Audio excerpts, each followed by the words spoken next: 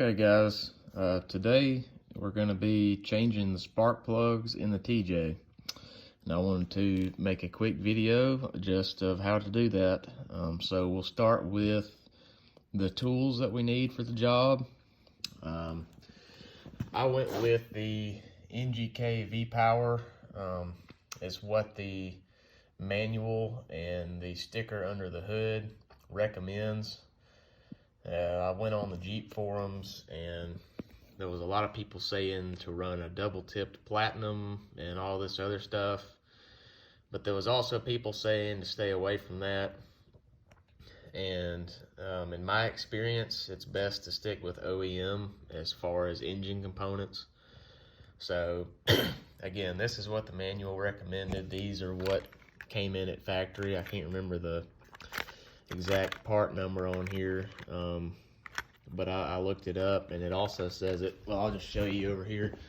It also tells you the type of plug it recommends on your vehicle emission control sticker. There it is right there, spark plugs ZFR5N, and it's also got the gap required.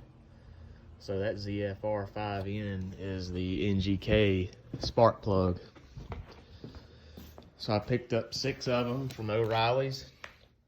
So you need 6 spark plugs, a gap measuring tool.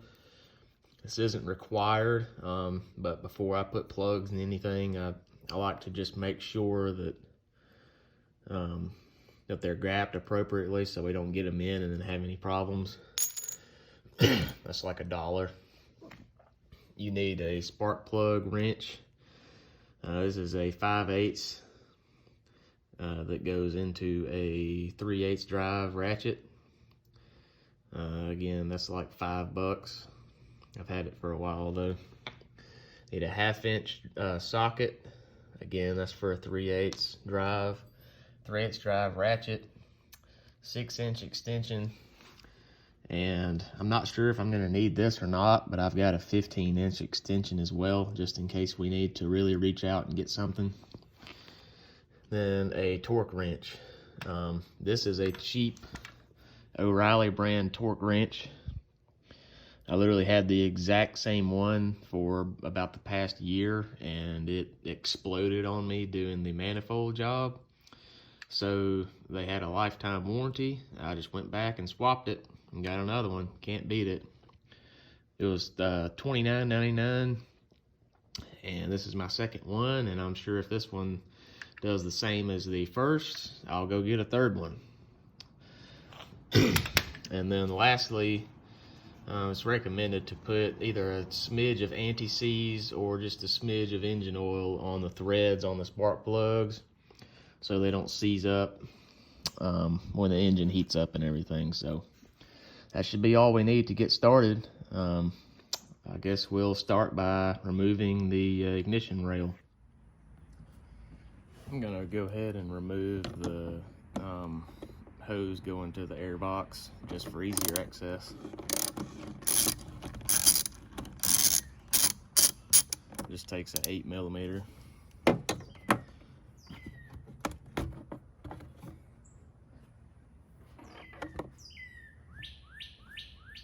That way we can move it around a little bit when we need to get to a certain plug. Now we're ready to remove our ignition rail.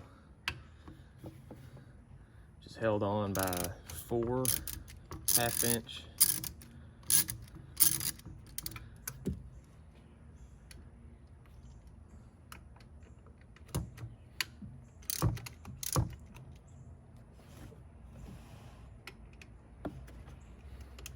I'm just using my 6-inch extension.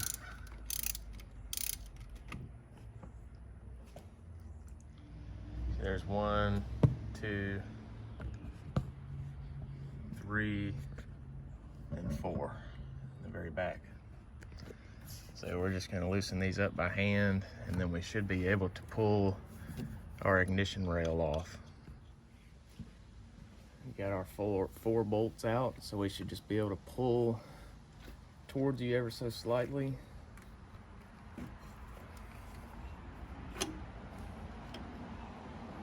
Just kind of move that out of the way. like so. So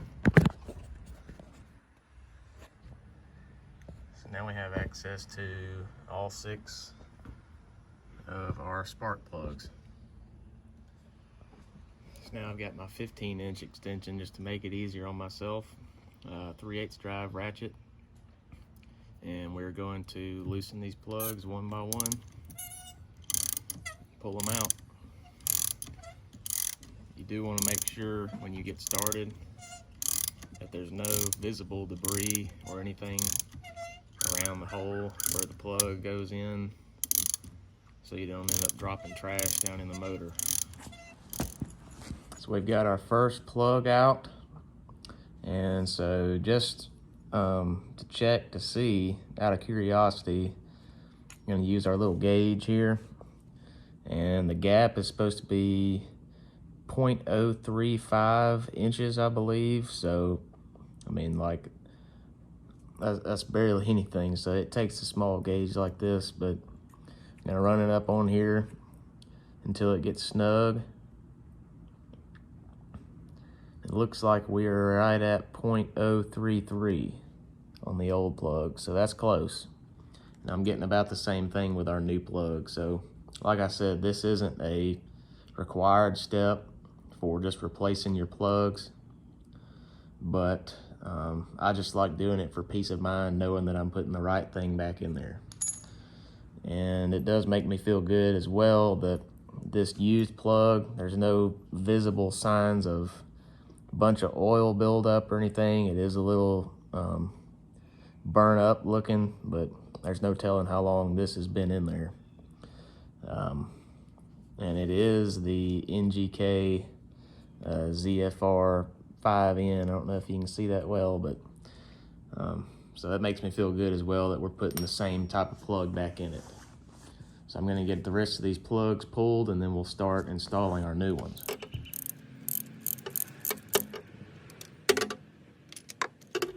All right, we've got all the old plugs out. Nothing looks crazy. They definitely, like I said, are used, but everything looks good. See if I can show you the holes where they came out. There's number 1, number 2, and so on. So I'm gonna go grab the new plugs, and then we'll start threading them in by hand with the spark plug socket. Okay, when you're putting the new ones back in, we're gonna take our plug, our new plug, put it into our spark plug socket, and you always want to start these by hand.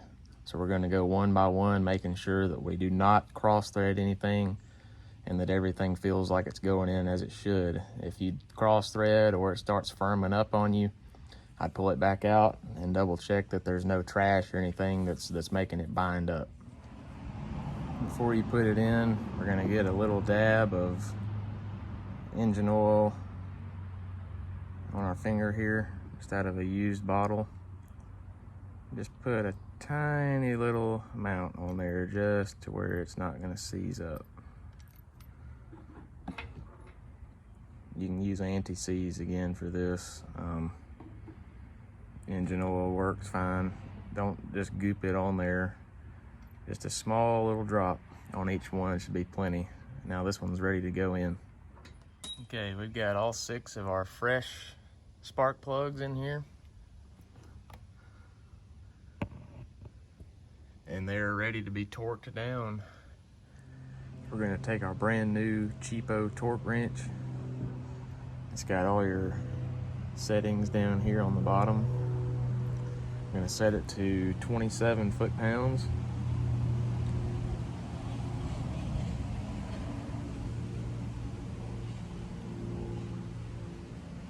And then we're good to go.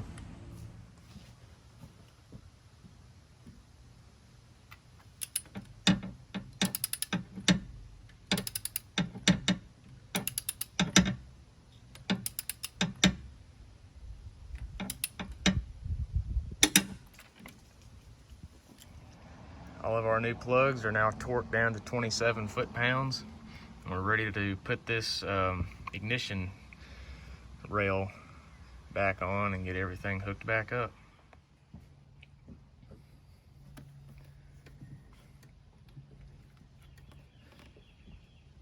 Again, being very gentle with this rail and ensuring that all of your plugs are lined up with the holes in the rail. I'm going to gently push this back on.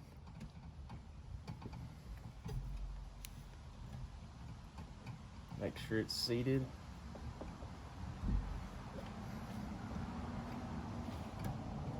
And we'll get our screws. All right, we got our intake hose back on. The rail is back attached to all 4 half-inch bolts.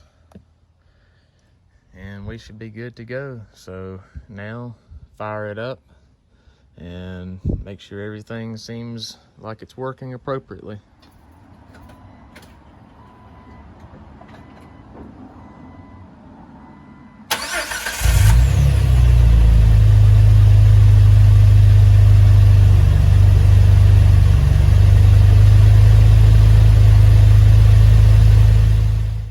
So that wraps us up for this one.